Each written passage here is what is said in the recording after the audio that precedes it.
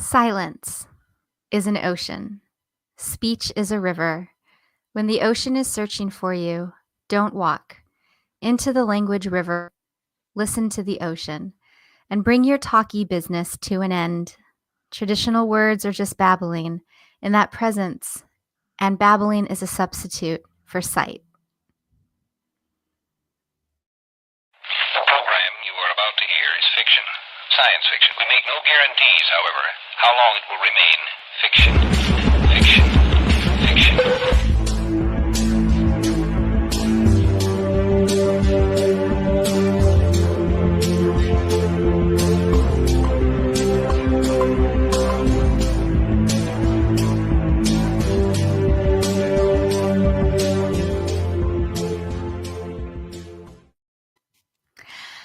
Welcome, fellow cognonauts. This is Exofathom, the show where we contemplate all of the crazy cool in-betweens that this universe has to offer. My name is Ayla, and today I'm joined by my two super lovely co-hosts, Nick and Mike.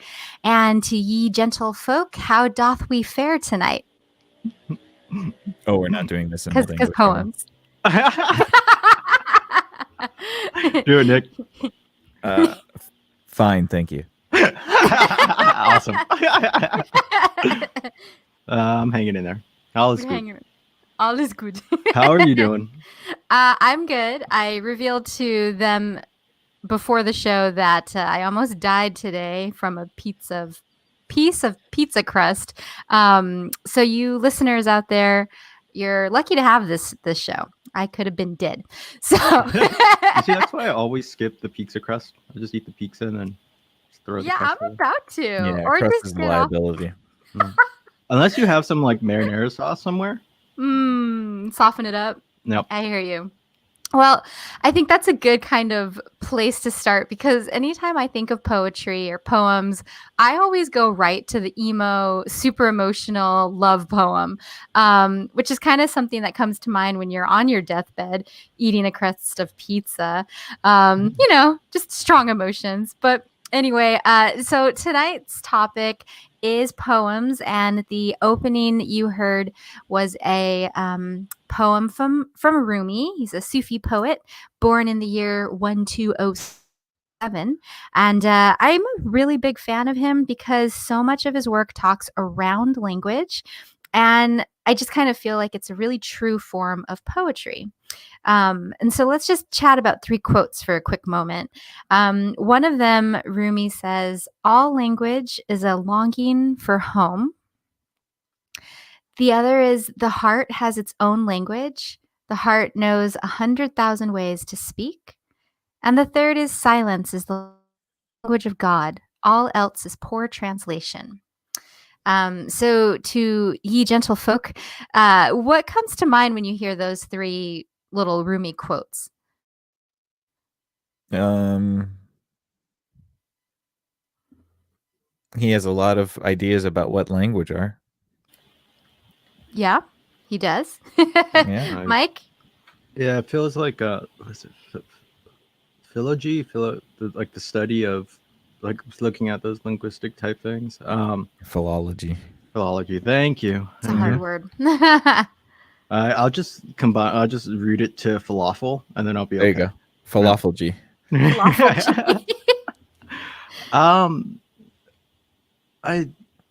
I like it. Like, there's the thing about poetry that I enjoy most is, as far as reading it, is like that. Yeah, that superposition, because there's like a bit of Wittgenstein in there, and this idea that, if I describe a tree to you, we might be thinking of two completely different trees. Mm-hmm. So it makes me think of looking at it like that, and like your own personal perspective and experiences ends up being put into the words of poetry. Mm-hmm. And then this last quote, "Silence is the language of God, all else is poor translation." That's just because I think, like, kind of going back to Wittgenstein, humans suck with this linguistic thing. It's really hard to just speak in a authentic way. Mm-hmm. Yeah, no, I definitely agree. I love that you bring up Wittgenstein, because that reminds me of all kinds of like essays I've written in the past and have since forgotten. But the takeaway for me is that, you might want to write a poem about something that inspires you to write a poem.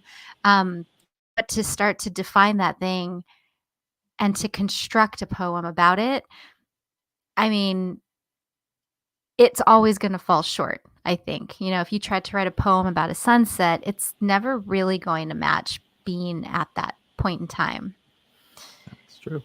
Mm-hmm. It's like a little time traveling like note that you leave yourself. I almost wanted to say like cryptographic thing that you have to figure out. Because if you find your own writings from like decades ago, you're like, I don't know who wrote this. Yes. Well, the other day I read a description of a dream I had. And normally when I read about a dream I had, I instantly remember it. But this time I had no clue what I was talking about. And I was like, gosh, I did a poor job describing that. Like there were no descriptors, no anchor points. And I really like that you bring up just this idea of linguistics because poetry, it's a form of communication. Now, would you guys say that we say more in the space between words than the words themselves? I mean, yeah, kind of. I think it's the space in between words and also the way you use the words, right? Because I think of poetry kind of like word origami.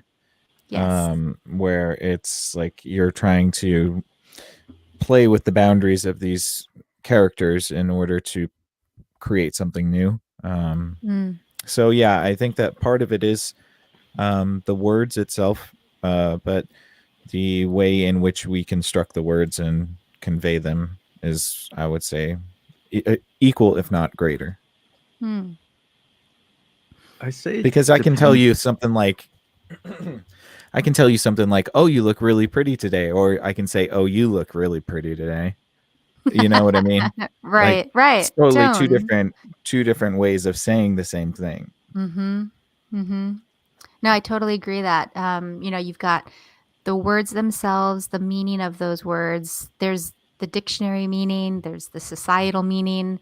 I think that's what like denotation and connotation.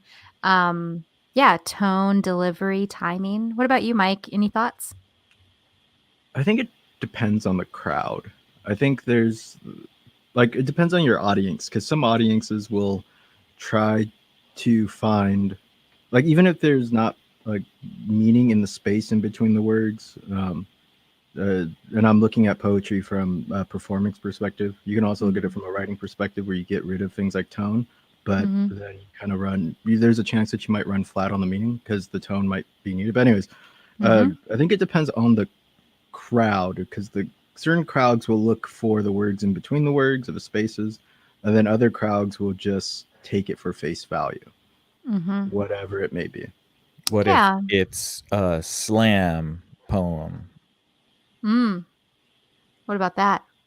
A slam poem. Looking for a lot more spaces. I was trying to make a joke. I was rolling with it. I appreciate that. I was confused. My social awkwardness. No, I was like shut down. I wasn't exaggerated enough to know that it was a joke. Sorry. Well, and over here, I'm just reeling from the fact that y'all both just skipped ahead 4 pages into the notes. But this is good. It means we're kind of all in the same kind of area. Now, like that. They do. And before I get into the audience aspect, because I do talk about that a little bit, why does it feel like to me that a poem purposely leaves room for interpretation, whereas our modern day language kind of does the nitty gritty? So for example, I could have a really pretty bouquet of flowers, and I sit there and I do my word origami, and I make a short poem about it, versus a 20-page description of each flower, each type of flower, the arrangement, the color, the size, the placement, the lighting, the occasion, like everything, right? You could even do a poem that doesn't even say the word flower or anything to do with flowers in it, but it could be about flowers. Yeah. So to highlight those two differences, which do you think is better at capturing the essence of human thought or emotion, or just the humanity aspect? No, I mean, I think the obvious answer is the more descriptive, and not descriptive, but the more abstract form of Mhm. communication. Mhm. Something that touches our, more, I guess, our more baser understanding and primal instincts. I think Mhm. there's something that triggers that sort of like seeing shadows on a cave wall sort of Mm. thing, kind of Mhm. in word form. Yeah, and that is a really good point because it kinda ties into what Mike was saying, and I'll just jump ahead to this next question, which is that this poems do make me think of art. It is an art form. It's a creative pursuit in many ways. Um, and so the question is, do you think that artists should seek to control the experience of their art, or is it much truer to leave that room for interpretation? And if so, You how much room, and are both valid you in the should art leave world? in the art world. Well, from a computer science point of view, all this abstraction is beautiful. uh, Coders kind of do like something similar to poets. Um, Actually, so the same thing with rappers. We're all looking for elegance in language, pretty much, and that abstraction, as Nick was saying, it usually does bring out more of like the base humanity of everything. And I think the more space you leave in between your words and in between your ideas, the Mhm. better for humanity, because it allows people from far off times to put their own meaning into it. Like there's some poems that stand the test of time forever, right? And hundreds of years old, and we still read them. Like you just in the intro is like a poem from the 1200s. Mm, So without that space, you kind of lose that timelessness. that's a really good point. Yeah, I agree, but then I'll have to respond to that with semi-charmed kind of life. What do you mean? Do tell. Do you know that song? No. No. The I want something else to get me through this semi-charmed kind of life. That song on the radio. It's on the radio all the time. I forget who sings it, but needless is my whole point is that their lyrics are very explicitly about basically going on drug-addled benders with meth and a whole bunch of crazy activities. But the melody and the tune to the song is very upbeat and happy. It's a lot of people actually don't know what the song is about, Mm. and assume that it's just this happy, upbeat song that's, but one of the lines is like, doing crystal meth will make you bend until you break. And Aw, it's so like, it's sad. Yep. about, yeah, it's about like this, it's about doing lots of drugs and kind of falling into this pit of despair. Well, that's like, Um, Sitting by the Dock of the Bay. I always loved that song, and I literally knew all the lyrics, and I would just sing along to it, and then yeah, you said it was so sad, it and I was is. like, "What are you talking about?" And then I listened, and I was like, "Oh my god, Yeah, it's like, just this guy had somebody a who's horrible super day." lonely and just sits at the dock looking at ships because, like his life is kind of like, he's reflecting on his life. Yeah, it's a sad Mm, song. I think a lot of songs are like that. But my whole point was, you had said, is it better for people to be direct about their message or mhm, leave room for interpretation? The thing mhm, about humans is, even if you are direct about it, like you are in song lyrics, mm, if you mask it behind an upbeat melody, people will just assume that it's upbeat, or they'll extrapolate some other meaning entirely. There's mhm. many Oh, artists yeah. that have come out. There are many artists that have come out and said, oh, our song doesn't mean this. It's actually about this. But people create this mythos about what the song is, like Lucy in the Sky with Diamonds, right? Everybody said that was about LSD, but it's actually, the Beatles came out and said it was about one of the nieces or something like that. Aw, that's sweet. But I think that that's like so I noticed that too early in life. My dad's a drummer, and I would try to talk lyrics to him all the time because I've always Mhm. been a person that's just picked up on that naturally. And he's like, "Yeah, I don't hear any lyrics. I just hear the rhythm of the voice, the different sounds." So that's Mhm. where like the words may not register on a conscious level, but if I was a betting man, I would think they register on some subconscious level. Hmm. Yeah, I mean, I would assume that they definitely do, but as I said, I think I was just trying to say that to illustrate that even if you are forthright with your message in certain circumstances, people can misconstrue it. That's And also like accept their misconstrued version over your actual truth. No, that's I think in poetry and in songs that's fine. That's like the feedback loop you kind of like the power in The art form. yeah, and in the writer, I guess, is to be misunderstood. So like even if you tell your truth, if you can construct it in a way that other people can get something completely different from it and misconstrue it, then you've done your job well. Especially if that misconstruement comes from a place of deep emotion, because more than likely you're going to catch back a projection from that audience of what's you get to see what's really going on psychologically with them and why they're putting certain meanings into certain parts of the poem, right, or song or thing. Well, yeah, and I think that in a lot of ways has often been considered the role of the artist is to put forth an idea and tell the audience, consider this. That's it. Don't bring meaning to it. Don't try to define, just consider it. And sometimes the artist, they do a great job of putting a specific idea to be considered, or sometimes the considering is the unknown.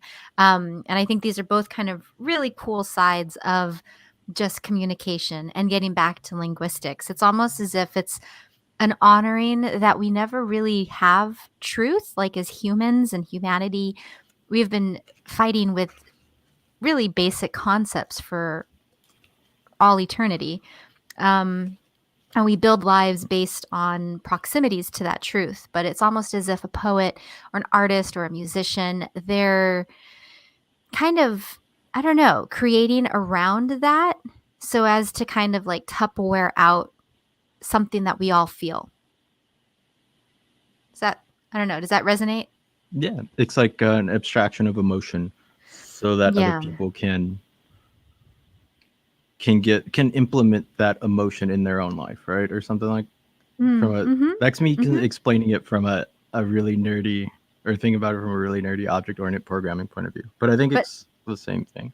I think so. And again, y'all are just shooting through my whole show notes. So I think this is really cool. And before we get into some of just what I prepared, how would you define a poem to the two of you? Like one sentence, 2 sentences. Word or origami. I like it. Mike? I'm gonna go with undefined. Good. So that sum it up for both of you? Yeah, well, I mean, I definitely tried to think about it.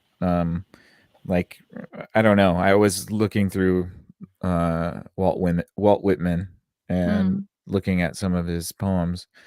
I mean, I don't know what you call a poem. A poem is a poem is just a lot of words that don't have to rhyme at all, and that like.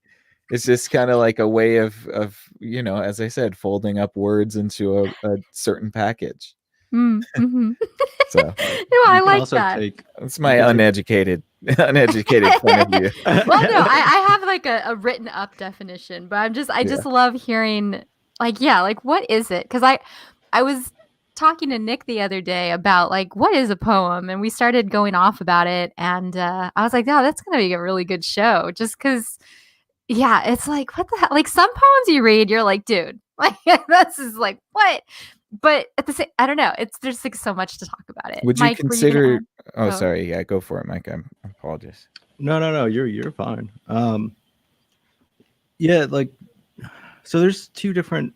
I think there's two like a binary classification you can do where you can really structure your poem. You could take a lot of care to how it looks structurally and how maybe the words interact between each other with the syllables. Like last show, Ayla went on to the thing about the monolith. Yes. That by the way, that's disappeared. My bad. I took it home. But wait, has it really? Yeah, Yeah. it's disappeared over the weekend. Oh my God, of course it It's- did. Remember, and I looked up, there was a similar one in San Francisco and that disappeared. So now I'm like, I don't know. That's got to be some wannabe Banksy person or something. I don't know. I would like to think it's some higher dimensional being that hasn't figured out how to like properly shove themselves into 4 dimensions. Well, I would And like to they think show up as another. that. Is that just their MapQuest pin? Yeah. Keep dropping it in places. Yes. Oh, that's awesome.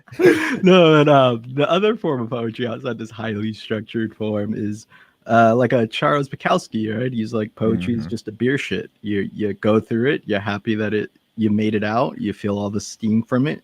You look down, you take a moment of pride, and then you flush it. Gotta love him. I mean, seriously. I have like a very big love-hate relationship with that particular writer, but that's for another day.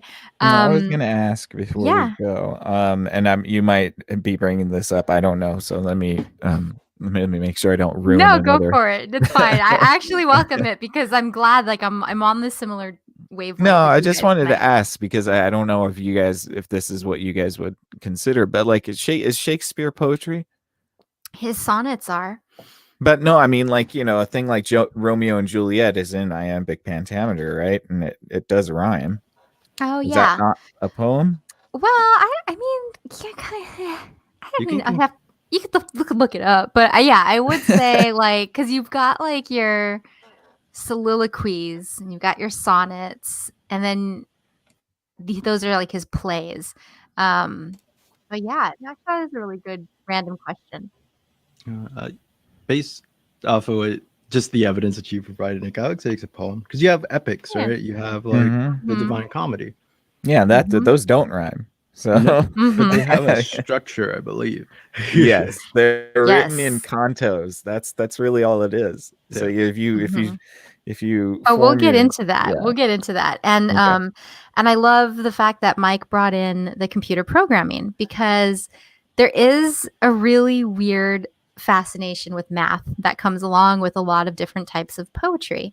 But so just to back up and just kind of lay the groundwork, let's see, where is my definition? I hid it in white text so y'all couldn't see it in the notes and cheat. Okay, Oh, so such a hacker. I know, right? I know. This is like the lamest little hack, but It worked. it did. So poetry is a genre of literature whose characteristic style and rhythm give a special intensity to the written ideas and feelings. Which, like you said, if they say rhythm, doesn't always have to rhyme. There's a lot of gray area in between. But when looking at the history of the poem, which I thought was kind of a good place to start.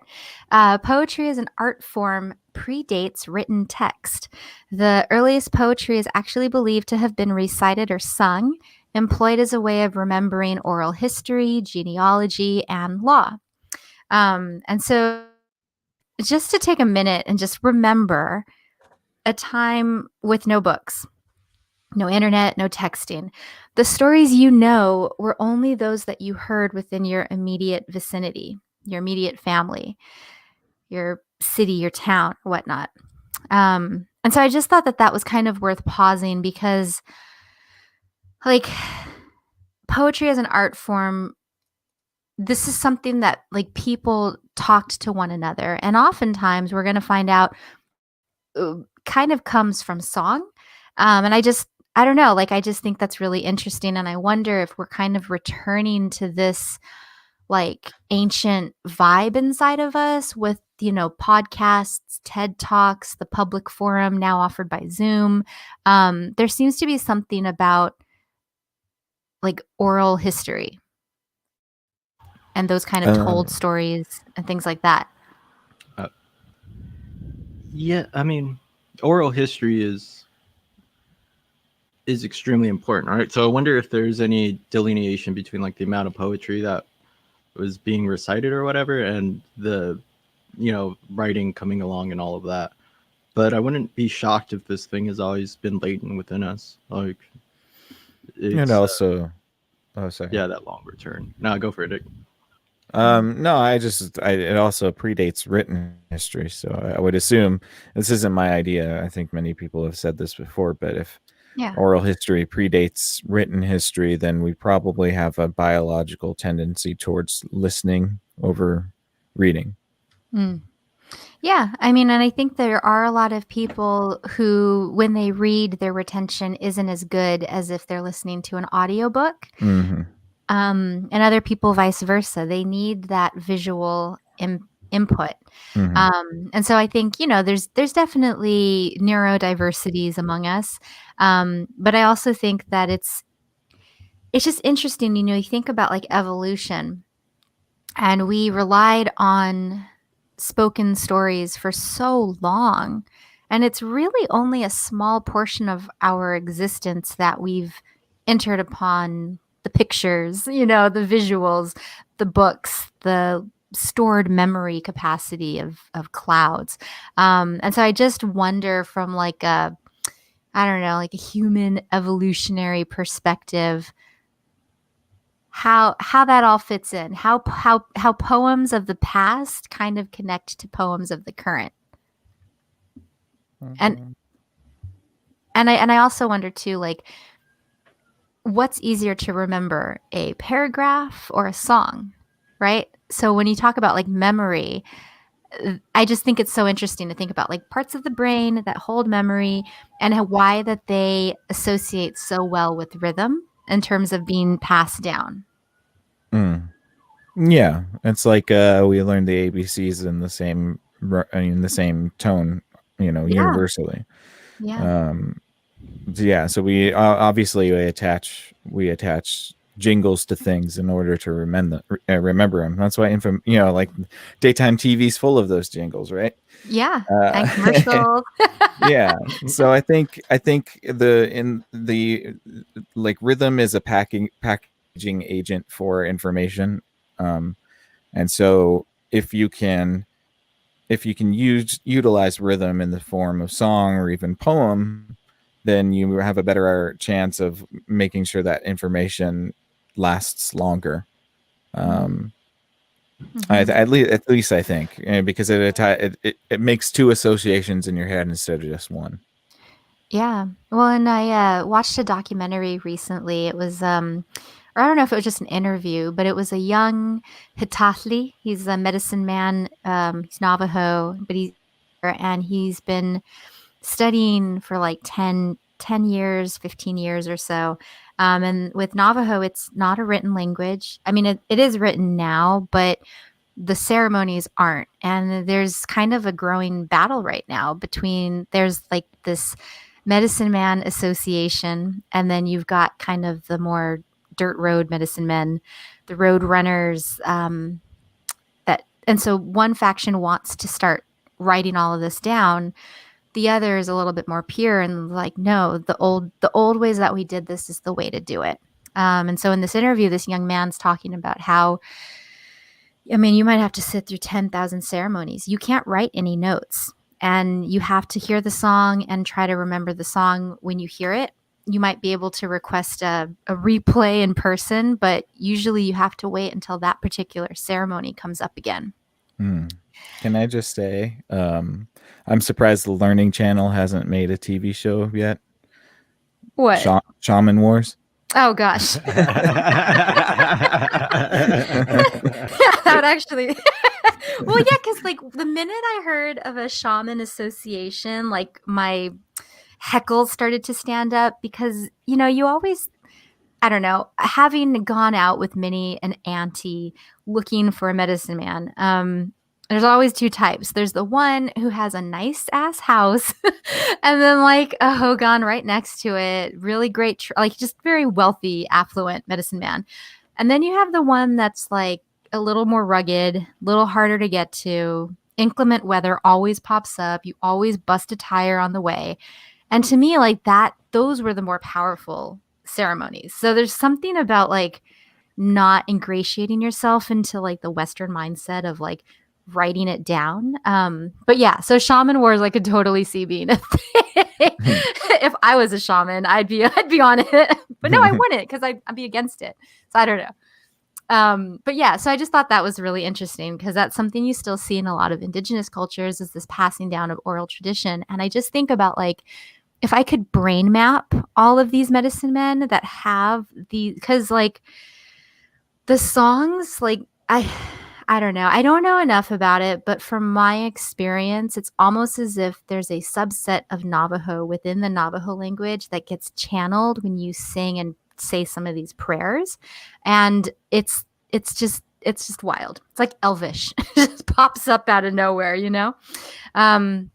But so anyway, getting back to poems and looking at the history, looking at more like Western history, we're told that the Epic of Gilgamesh is considered to be one of the first poems ever. And in that story, Gilgamesh is a demigod with Hercules-like strength, and he was given knowledge on how to worship the gods, why death was ordained for human beings, what makes a good king, and how to live a good life.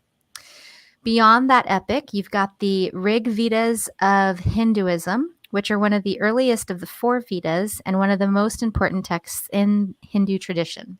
It's a large collection of hymns in praise of the gods, which are chanted in various rituals. It actually has 1,028 hymns organized into 10 books known as mandalas.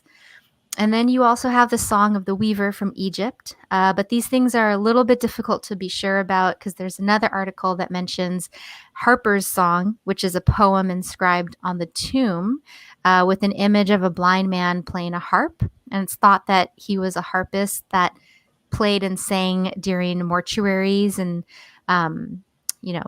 ceremonies for the deceased.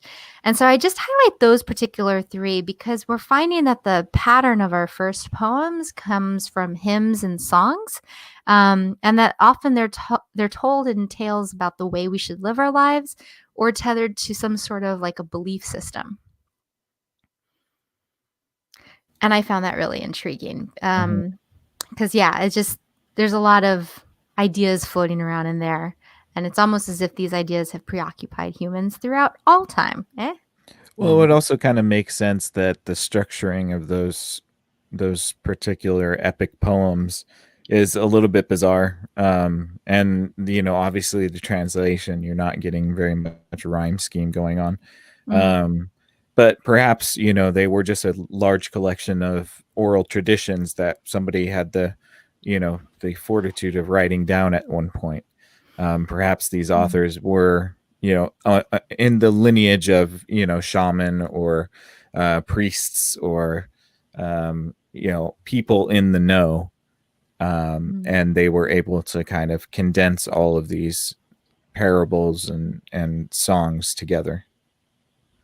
Yeah, I do find the common theme here to be vibration, right? Like, they come from song and chants, then there is a vibrational output.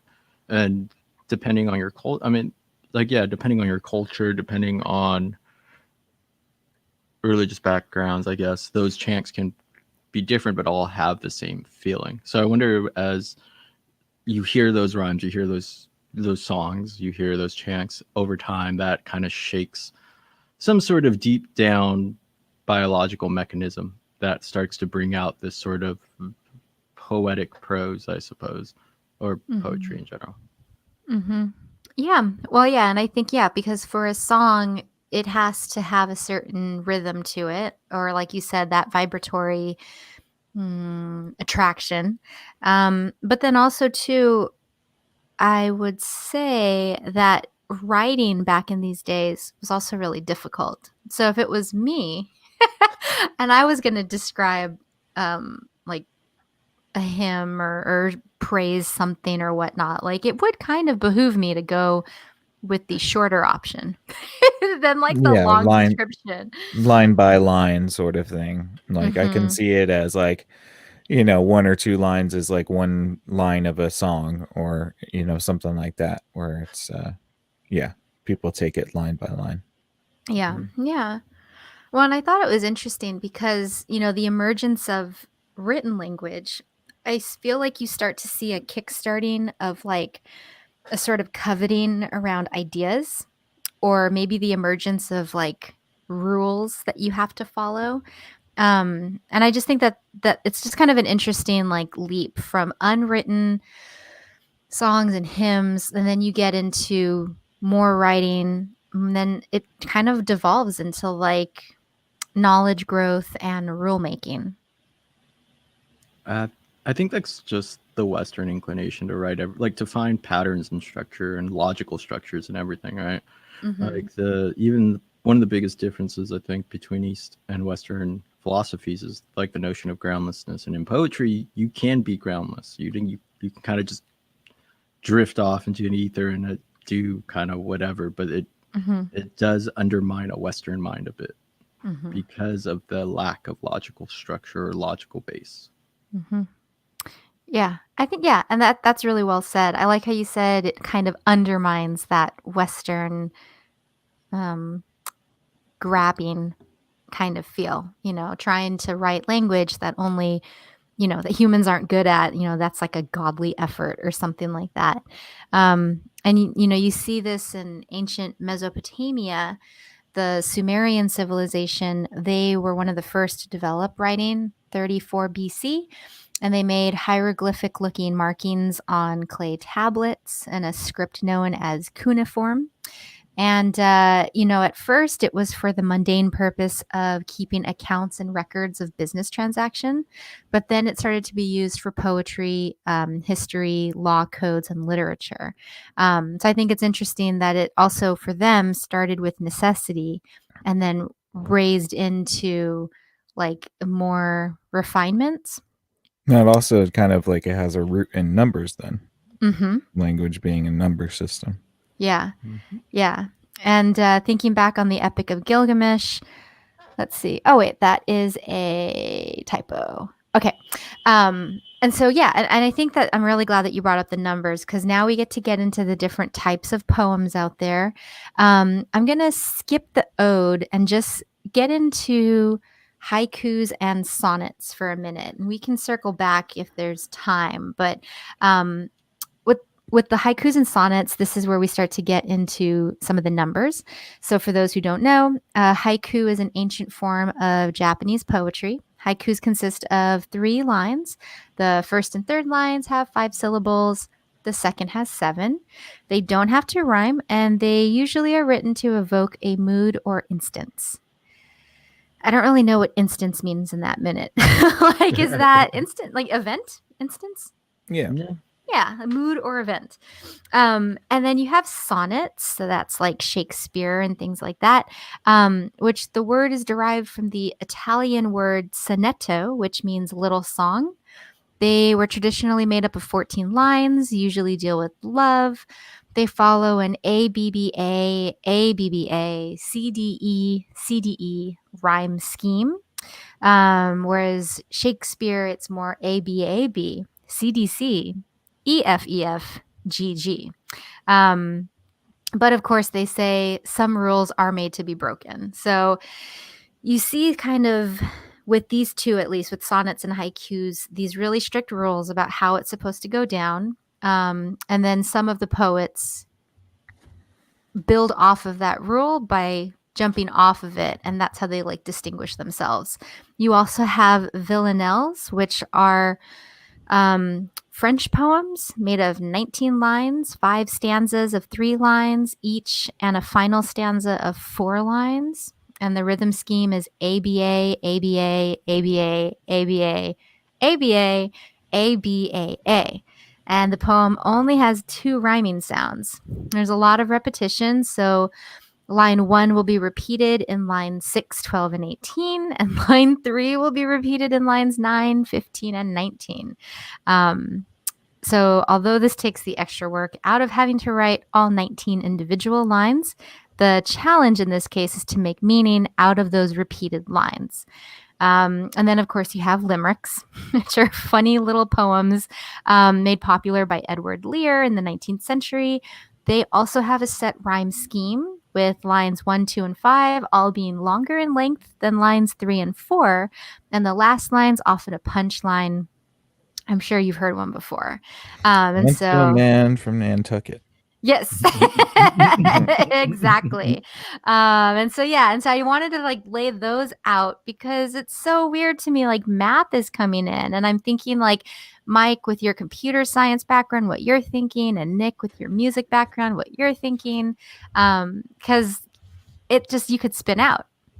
Yeah, I'm thinking math rock, but Math rock, yeah, my math so I really opera. do enjoy opera. I really do enjoy haikus. I do too. They're really like sweet Yeah, and challenging. the is it Basho? I forget the poet's name, but the most famous haiku writer. I'm bad at names, sorry.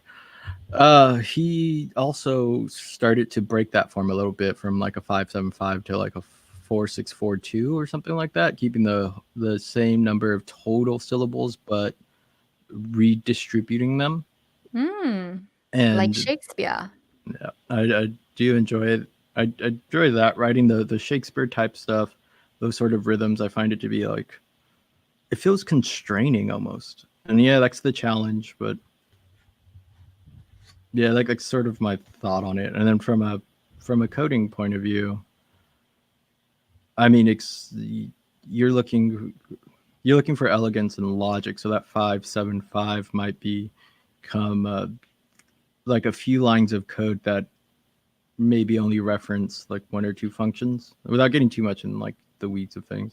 No, But I something know very what you elegant. mean. Yeah, Very- it's like and for those of you, because I've done a small, teeny tiny, itty bitty bit of coding in my life, and what I would liken it to is you have a robot that you're trying to command to go from left to right.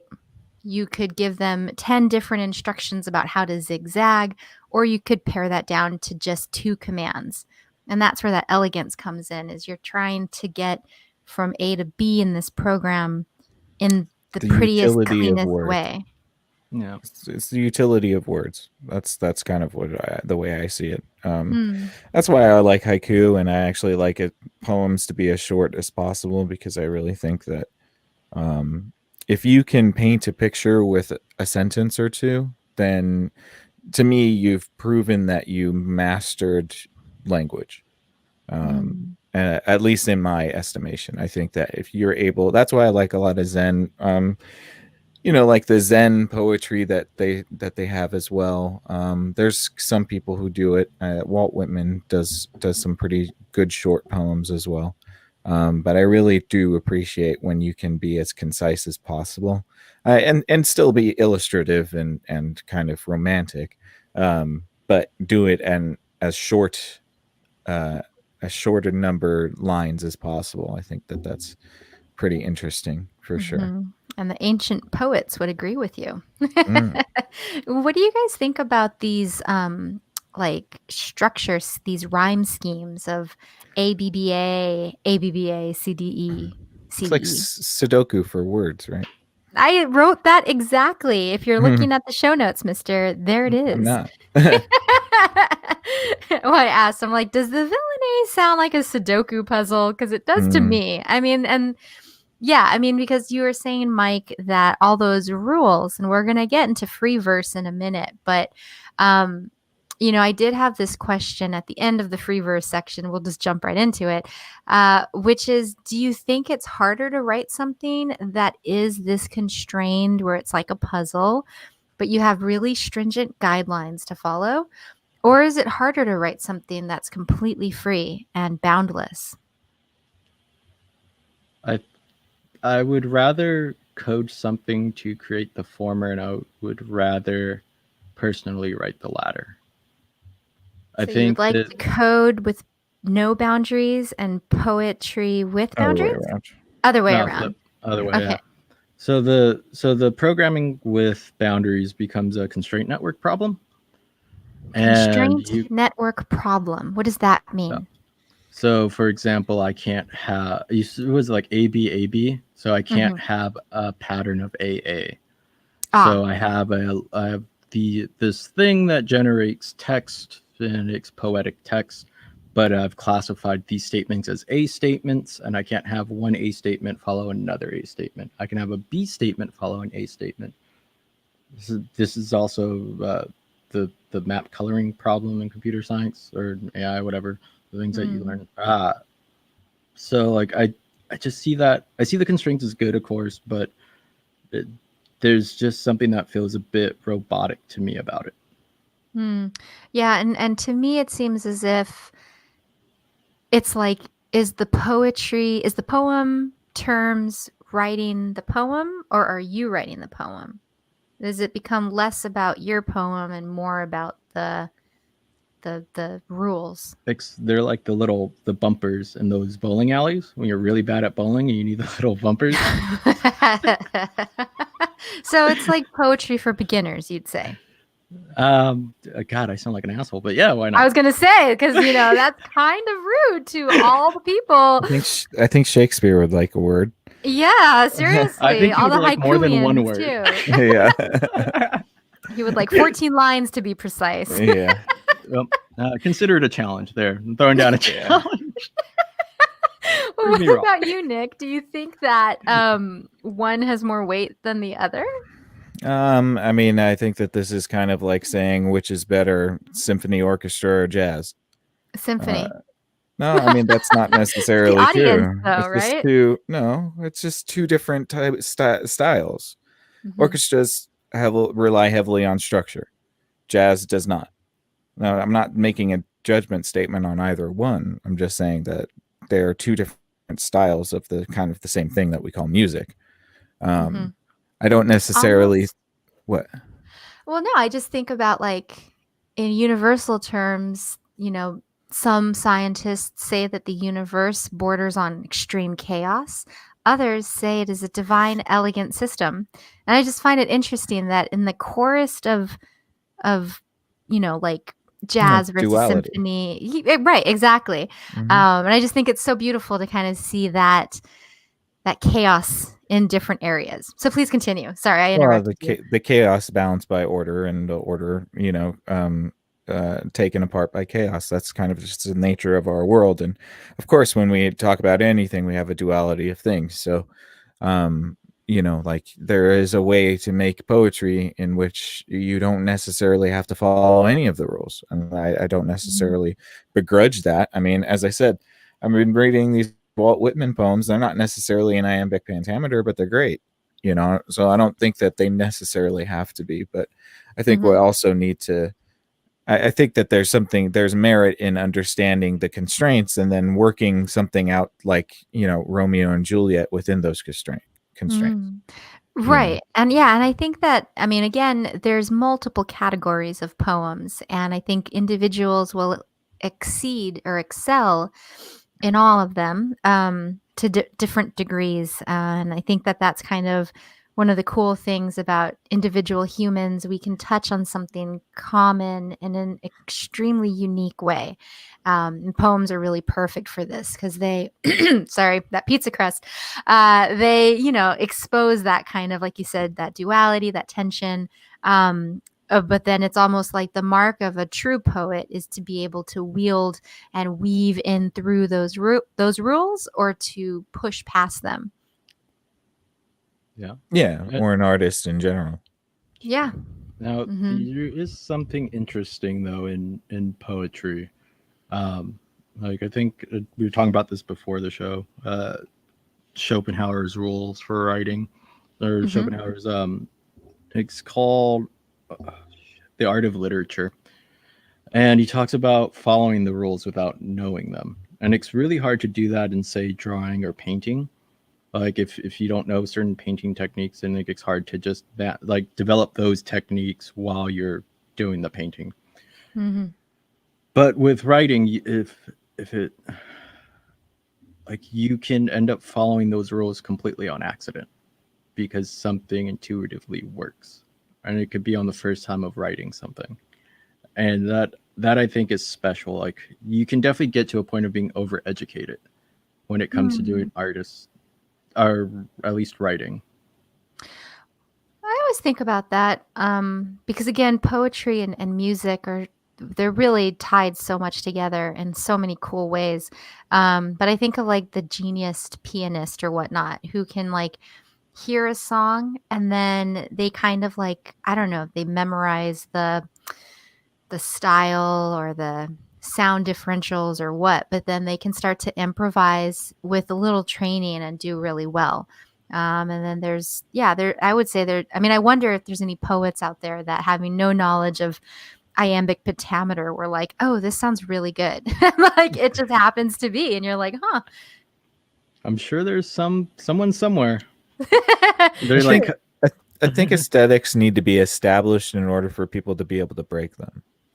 So, like I think that's the only way that we actually have people that are able to, be the the cutting edge of society and culture is that we've already established an aesthetic. Yeah. And so, yeah, I mean, I think that there's both. I mean, you have a musician who's, like a Juilliard jazz musician will know just as much about music theory as they will about improvisation. Yes, and I think that becomes evident. Like if you look at dance, for example, humans were dancing for years, and then you start to see different cultures like ballet. They start to say, well, dancers should have this look. They should use these moves. Let's throw a whole bunch more rules in there, and then after that is established, you get the people that break those rules and start doing really cool stuff. And even in that scenario, it does come into the audience as well, and how these poems and art forms are perceived. And then, of course, the question is, does that matter? Does an appreciation of it matter? Because like Mike was saying, somewhere could be this genius iambic pentameter poet, but if nobody reads it, I guess, I don't know, it still exists for that person. So like we're touching on things of art history of like the whole, you have a period of art history, then you have the reaction to the previous period, and then like the unknown, like also like falling back to the obscured scholar, the solace of the obscured scholar, where it's like there's somebody on this earth writing something great, someone's going to find it eventually if it's somewhere, right? Like if it's somewhere out in the public, or even if it's journals, there's always a probability of somebody finding it. So it's just more of a question of when that value comes out to the bigger public rather than if. Yeah. And also defining what the value is. I mean, there's so many directions, which is perfect because on free verse, that's a popular style of more modern poetry. And as its name suggests, there's a fair amount of freedom when it comes to writing a poem like this. It can rhyme. It doesn't have to. It can have as many lines or stanzas as the poet wants. It could be about anything. And then, of course, the little article I was sourcing this from, they said, while free verse may sound simple enough, the lack of rules makes this form tricky to master. So I think that's kind of what we've been talking about, is free form versus having rules and guides. And then to think about, just to think about like modern poetry and what could the future of poetry look like. I know we've got spoken word and rap, and a lot of ways our current music today in different forms is also forms of poetry. But do you think there would be anything beyond that you foresee on the horizon? Music videos. I mean, that seems the next, because like we're transitioning from written to visual, and speaking and listening and all that. So it makes sense that poetry would follow a visual form. I mean, I could even make the argument that there's some video games that touch upon lines of poetry or touch upon feelings of poetry, where it's whatever that essence of poetry is, that thing that pulls you through each line, that's present in games, and it's an active experience. Because poetry too, you can stop reading, right? Like you can always just read one line and then think about it, and it's sort of an active audience experience in a way, I suppose. But no, I do see poetry moving into like visual mediums, and how that technically gets done is whatever, but yeah, I see it moving towards visual and interactive mediums. Well, and with free verse, when like, I'm trying to think. Well, look, I'm half white. It's going to come out really wrong. But like when you have like, is it rap battles? No, like. Where do call them rap tools? Yeah. I enjoy it, but I don't know all the terms. I'm not like thick in It's it. Rap Wars. Come Rap on TLC at 9 p.m. You can call it whatever you want. I'm sure the listeners are intelligent enough to know what you're talking about. like, you know what I mean? Like, what I wanted to bring up was this idea of Battle rap. battle rap. Thank you. Where you Mhm. have like improvisation style, you have this audience, but you also have a challenger. And I don't know, but to me, that just seems like such a cool evolution of poetry into verse. And I don't know. What do you think about that? About the idea of like, bouncing off of somebody else in real time. I mean, that's like genius level stuff. When you really listen to some of the folks that do that. I think Yeah. that they've proven that goes back hundreds of years too. What? We've been doing this, yeah. We've been doing that kind of like battle rap style of thing for hundreds of years. Yeah. Where it's Maybe like you get poets together and they would, have a battle of wits in front of people. Yeah. It falls back to that old Greek form, right? Where like you would have Mhm. your two orators logically argue an idea and to the audience, and it's the same thing with battle rapping. Where I almost called it rapping battle. Yeah. It's rap But, war, guys. So War like rapping. last week. So, Oh, God. but no, that was like without battle rap, you wouldn't have your Eminems. You wouldn't have like really good lyricists. So it's like a verbal jazz improv of bouncing off of each other in its best form. Mm-hmm. Yeah, and I love it. And I And who wanted doesn't love a good double entendre? Yeah. I mean, most battle rap is based on entendre, so that's why I said that. Fell flat again. Just gonna sit in my corner, guys. I gave you a sympathy laugh. All right, appreciate it. Thank you. I gave you that like I don't know what he's talking about. Oh, okay. I'm gonna Don't try worry, I to play it know. up like I know. I know that, Phil. Don't worry. There's been many a times when I've seen that look. Like, ah, shit. Carry on. Done it. Carrying on. Well, so just to kind of move on, because again, I knew that this would go long, but I am only like halfway through and we have about 30 minutes left. But just to kind of summarize some of the other forms of poems that popped up, you've got acrostic poems, which are basically like those crush poems that you'd write like the person you're interested in, and then you'd use each letter as like a starting point of the poem. Maybe you did, but I used words like integrity. Okay. Integrity. I actually was gonna try to do one with your name, but all I got was like, what was it? Naughty indigo child. And then I couldn't think of the K, which I just meant to think. None of those are me. Well, no, Those are all like naughty, you're kind of impish. Like you like to cause trouble. Why and didn't like you prank. use that for the I? Why Oh, did God. you use the dog's name? I like how we turned this into a writer's room now. Yeah. Indigo. I was trying to go with like the indigo Oh, because you have that book. Anyway, it was horrible. I didn't officially put it in the notes, but I did have to mention that I tried to do it and it was difficult. Hmm.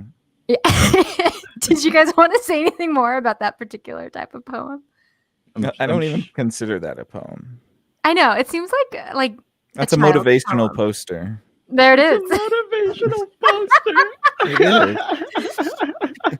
I see it. I mean, I'm sure if I dig around my house, I can find some of those on like crushes I had in like middle school and high school. But yeah, that makes. Yeah, you did too. Nick did it. He just doesn't want to admit it. That's fine. No, here's a funny thing. Well, I mean, it's like around death, so it's not funny. But apparently, a eulogy was supposed to be a type of poem. I didn't know that. I always thought it was just like a speech. But maybe it doesn't have to rhyme, so maybe it is. There's similar ones. Like there's the death haiku. The death haiku. Yeah, it's That sounds like you shouldn't repeat that. Honestly. Like death note. You're gonna have like 7 days until you die. Once you The thing with that though, you're not Auditory supposed to the talk ring. about death. You can't bring up the word death. right. Yeah. But you write on that thing, and that's what's cool. But no, the eulogy being a form of a poem. I guess that makes sense. I mean, it's like funerals are very emotionally heavy events. Yeah. So it makes sense that some sort of poem would be needed. Yeah. And with these ones, they're supposed to end on that hopeful note. So there is like a rule to them. And I just can't help but think about how mechanic so many of these poem definitions are, little problems, little puzzles. Nick, you called it origami. I was thinking more Sudoku. And I don't know, whenever I used to think about poems, I always thought of like passionate stuff like heartache, heartbreak, inspiration, courage, mightiness. I don't know, just like epic things. And then to see that like distilled into this like super mechanical kind of framework, I get it, but it's also like, huh, like this is why I don't write poems. Well, I mean, but do we have any, information about how these mechanics came to be? Because it could just be that they were aesthetically pleasing to the people who created them, or the people that decided that that was the, aesthetic. That's what I mean. It's like I don't necessarily think whoever wrote down the first iambic pentameter poem was like, okay, from now on, this is the way it has to be.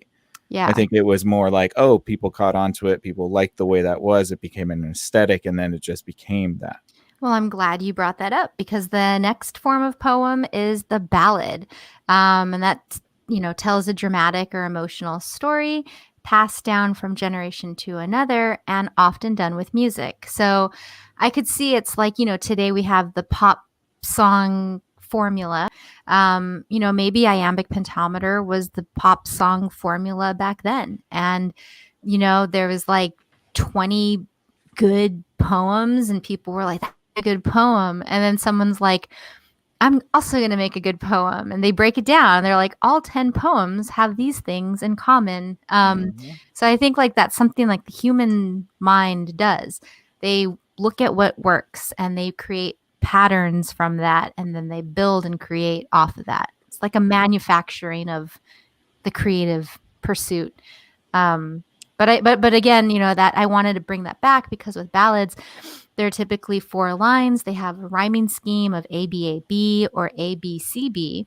And while it's a little bit looser, it still has that structure. But it does show us how poetry and music were tethered together. And again, it kind of gets back to that idea of oral tradition. How do you remember something? You do a song.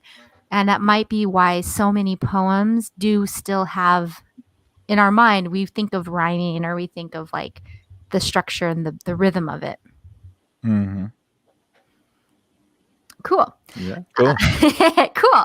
Let's see. And I thought it was interesting too, because like thinking about, let's see, rhythm and poems and songs, you've got like religion, hymns, ceremony songs, drumming. And I just think about the last episode we did with Mike on a Monday, and it was talking about sound. So just to kind of observe how important that is to us. Our hearing is so nuanced within our civilizations. Yeah, I think I almost think too that like sound invokes more emotion than visual stimuli. At least for now within the entertainment spectrum, like yeah. Visually in real life, there's a lot of things that can mess you up that sound can't do. But I'm sorry, I'm just trying to backtrace. So the rhythm sounds, identity, blah blah sounds.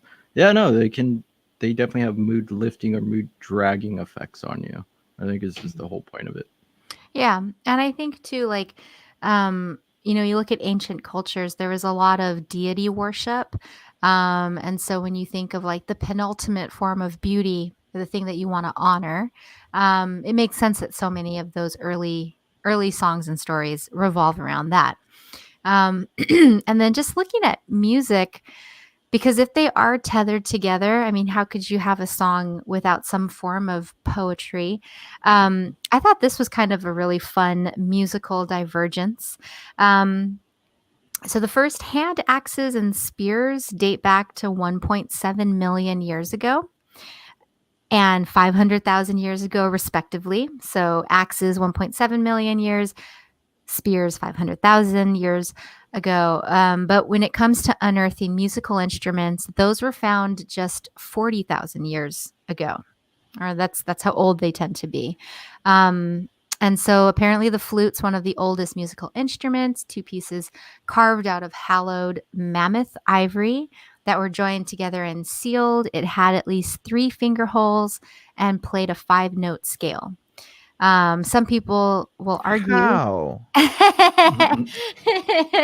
Well, and some people will argue that maybe just a predator was chewing on that bone and it's just a coincidence. But most of the argument for our musical legacy comes from artifacts of instruments. But there's more.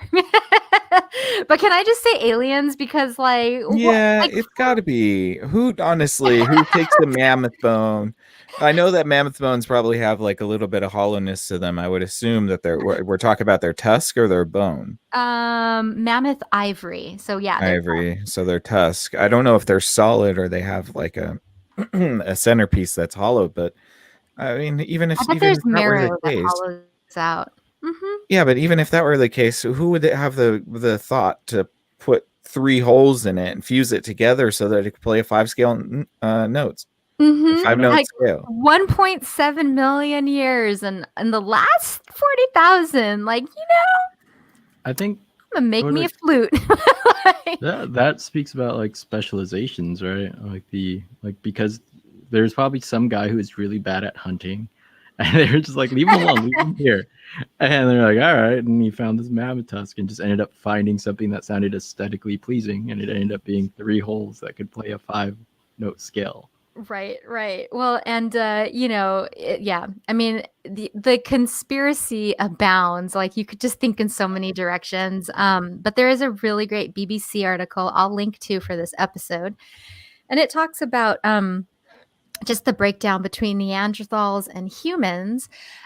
Because when you dig a little bit deeper, the story gets even more interesting because let's see, even though musical instruments appear to be relatively recent, music itself is most certainly probably significantly older. And some of the stuff that they base this on is like vocal boxes.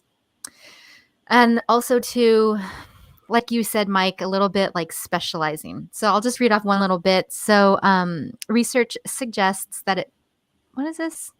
Oh, a literal reading of the prehistory of music begins about 40,000 years ago in Europe. The region was then home to the Neanderthals, who had inherited it from earlier human species stretching back 1 million years. But now a new species of human, our own, was racing across Europe. Homo sapiens were clever in a way that Neanderthals were not. Perhaps most importantly, they were armed with much more effective weapons. Within about 5,000 years, our species had spread and multiplied so effectively that it may have outnumbered the Neanderthals 10-1. And not long afterwards, the Neanderthals vanished entirely. Yep. Which, yeah, I would love to do a whole episode just on that little bit. So I won't get too far into it unless you guys had a couple thoughts about that. Technology. It's important to have the most technologically advanced weapons. Yeah. Yeah. Is it Guns, Germs, and Steel? I think that one book. It's a really good read, which I don't think I finished, but I have it, and I will dive into that for a future one. But what I thought was really cool is that when they were talking about whether or not music existed before actual evidence of instruments, they started to look at voice boxes. Now, the voice box itself deteriorates when you die, but the presence of one and its location has a effect on the shape of the base of our skull. So if you look at ancient skulls, it suggests that even those belonging to our 1.8 million year old forerunners had slightly descended voice boxes. So this means that they may have had some crude ability to sing for a really long time, and that the ability gradually improved through time. If so, this would imply that humans had something to gain from using the pitch and tone of their voice. Which is really cool.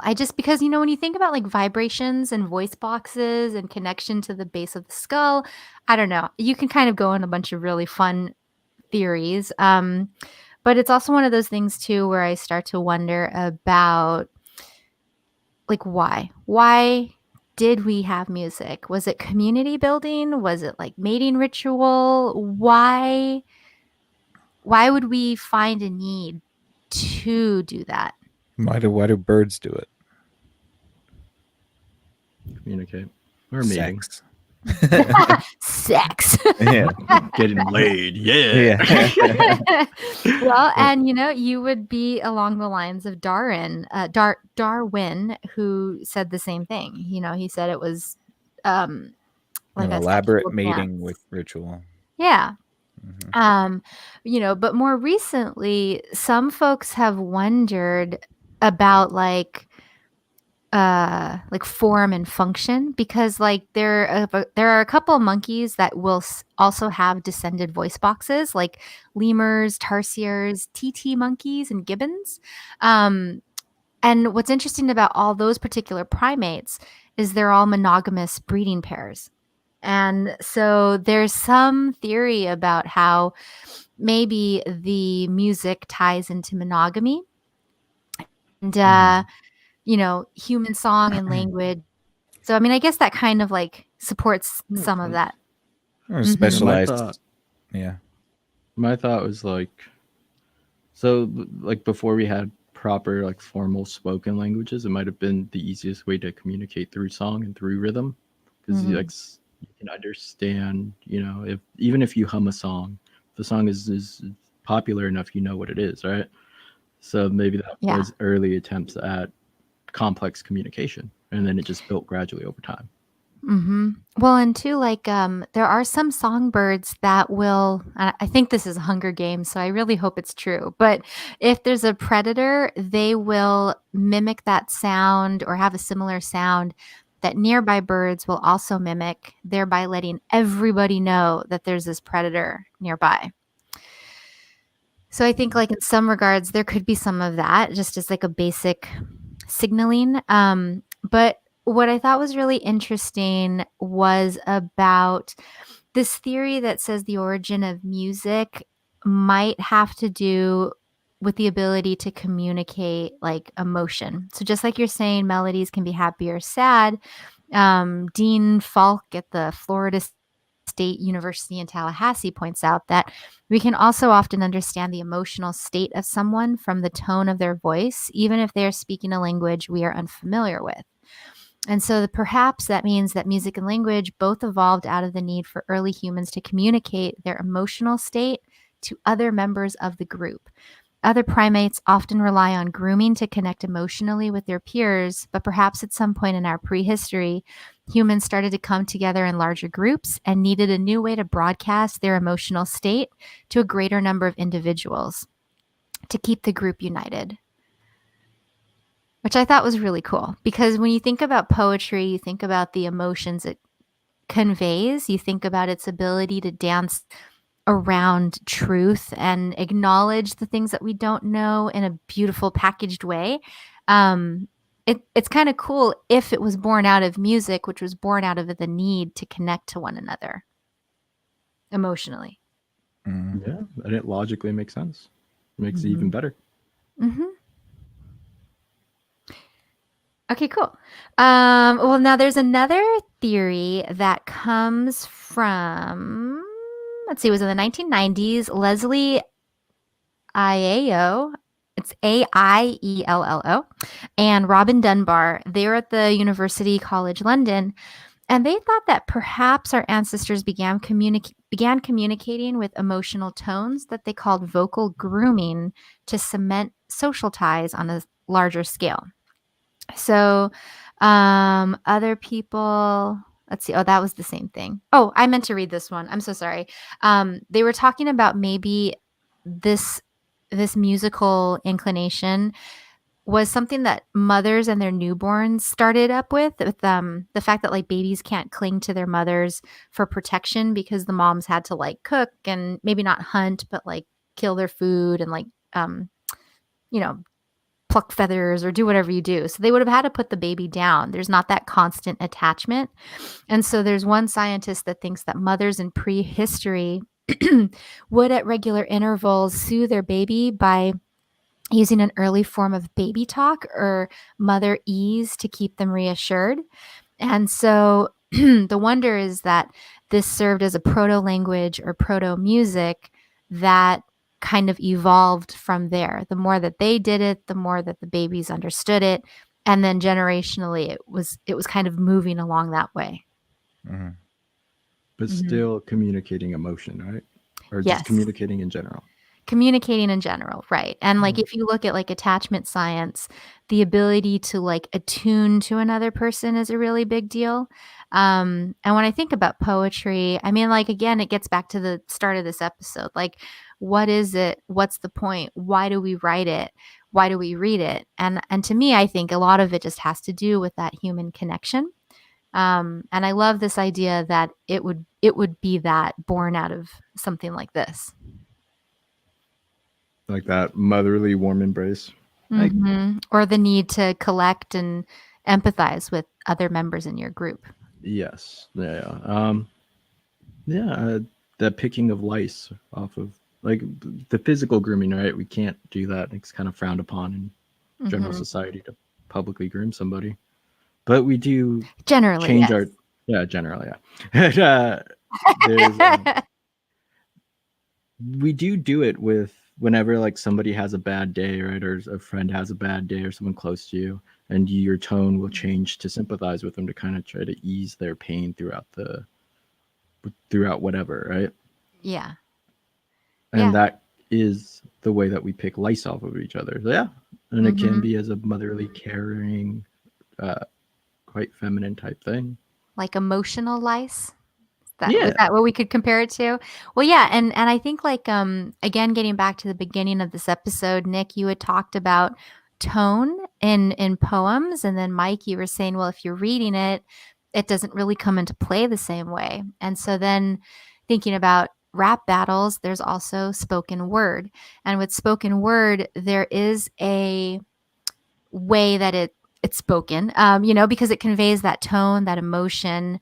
And I think that again, getting into the evolution of poems today, there's a reason why that's grown so much in recent years, or past decades or whatnot, because I just think that it carries a new layer of like the core of what started poems and what inside of us resonates with them. Yeah, I'm cool. Yeah. Cool. I agree. Cool. Well, and I pulled a quote from Rumi. It says, empathy is even better than talking in one language. To my point. There's that. There's another one too. I think it's from a song. I can't. Cocaine is the poor man's empathy. Wow. Yeah. I mean, and I think that, you know what, like there is a lot of emerging science that talks about your attachment styles and how it lays the foundation for what you can expect in other people, and how you choose your partners and friendships, and those relationships become highly influential. And so, yeah, I think it's kind of cool to see all of that stuff kind of come together. Get all integrated into one poetic package. Yes, exactly. And, because again, when we were talking earlier about whether a poem should leave room for interpretation or if it should really capture the essence of something, I think this is where you start to see why it's almost better to have the room for interpretation, why poems give us this like feeling, because it's supposed to. Yeah, it's your poetry. You're trying to create an emotional hard drug, right? In a weird way. In a weird way. Yeah, or like a connection through space and time. Because like, again, Rumi wrote so long ago and I'm still captivated by it today. Well, we found out a long time ago that it's easier to convey messages throughout time through metaphor instead of literal speech. So being illustrative and speaking in metaphor is proven to be more long lasting and have a longer longevity than just normal sort of formulaic speech. Due to that abstraction. Mm-hmm. That lovely metaphor of that abstraction will, like, it lets you get over the nitty gritty of the time period you're supposed to be talking about and transcend it. Be timeless. It usually touches upon universalities as well, which kind of, like the quote, or the poem that you started with, with the imagery of rivers and oceans, and running water. That's something that'll stand the test of time, because it's something that intrinsically we all relate with and we know. If you were going to write a poem on what's going on TikTok, people aren't going to exactly care about that in 500 years. Mm-hmm. Also looks curious. Yeah. Sorry, go for it, Ayla. Oh, no, I was just going to say it's much harder to write something that stands the test of time now, because there's so many anchors that might not last. But if you're back in the day, I mean, you were playing with the basics. Like, I feel like it was easier then to write something that stays. But anyway. Maybe. I wonder though, 500 years from now, if the new challenge is going to be able to write a poem on one planet that is understood on a different planet. Because if like with the rivers and trees, it's all bound to Earth, right? Yeah. But if we leave Earth and we have a few generations of population and those artists are able to specialize in their arts, I wonder what that will look like. And I wonder if it would be understandable to someone here. I got news for you. I don't think we're leaving Earth, but that's okay. that's a completely different topic. Come on, you don't want to terraform some alien planet? No, unless we discover a way to send a multi-generational ship outside of our solar system or break the speed of light, we're not going anywhere. I say we just put a giant rocket on Earth. Like, just build a huge rocket. And might as well. Or just have like 100 rockets take off on one side so that it propels us out of our gravitational circuit. Have you seen everything would just fall apart? Have you seen A Trip to the Moon? Like the really old, or like one of the first sci-fi films where they shoot the guy to the moon out of a big cannon. I just want a giant cannon, but sticking out of Earth, so that we could get off of that orbit. Sure, it'll work. Don't worry. I'll take your word for it. I know. Well, anyway, I know it's kind of been a bit of a divergence here, folks, from poems, but all that to say, I hope this has left you a little bit to ponder. And I'm curious, Nick and Mike, as like kind of a final ending note, do either of you have a favorite poem? I have two. Ooh. I couldn't decide which one I wanted to go with. So I'll go with both of them. Hold on. So the first one is from Alexander Pope, and it's let's see. How happy is the blameless vessel's lot, the world forgetting by the world forgot, eternal sunshine of the spotless mind, each prayer accepted and each wish resigned. I've always liked that one. And this one is Memories by Walt Whitman. Memories. And not Andrew Lloyd Webber. It says, how sweet and silent backward tracings, the wanderings as in a dream, the meditation of old times resumed, their loves, joys, persons, voyages. Oh, I do like that one. Yeah. I like that. Aw. How about you, Mike? He's gonna come here with some like death metal poem. I don't have like, I guess I don't have like particularly favorite poems, I suppose. But I do have ones that when I read like do strike me. And this one's by Henry David Thoreau. It's called Manhood. I love to see the man, a long-lived child, as yet uninjured by all worldly taint, as the fresh infant whose life is play. 'Tis a serene spectacle for a serene day. But better still, I love to contemplate the the mature soul of lesser innocence, who hath travelled far on life's dusty road, far from the starting point of infancy, and proudly bears his small degeneracy, blazoned on his memorial standard high. Who from that sad experience of his fate, since his bark struck on that unlucky rock, has proudly steered his life with his own hands. Through his face harbors less of innocence, yet there do chiefly lurk within its depths, furrowed by care, but yet all over spread, with the right bloom of a self-wrought content, noble resolves which do not reprove the gods, and it doth more assert man's eminence above the happy level of the brew, and more doth advertise me to the heights, to which no natural path doth ever lead, no natural light can ever light our steps, but the far piercing ray that shines from the recesses of a brave man's eye. And that's the end of it. Joe's But good. Yeah, I've enjoyed. I enjoy it because I guess just the part of my life that I'm at. Like I tend to read poems by just flipping through pages or rereading books that I've had before and finding new things. But Mm-hmm. that one stuck too. Yeah, Thoreau like is good. He's He very all American. Pick yourself up by your bootstraps. You know, Well, he's enjoy the also ride. very like get out of Dodge and go do your own thing alone in the woods. Yeah, of Yeah. course. Go Walden or like civil disobedience. Oh, that's a good one.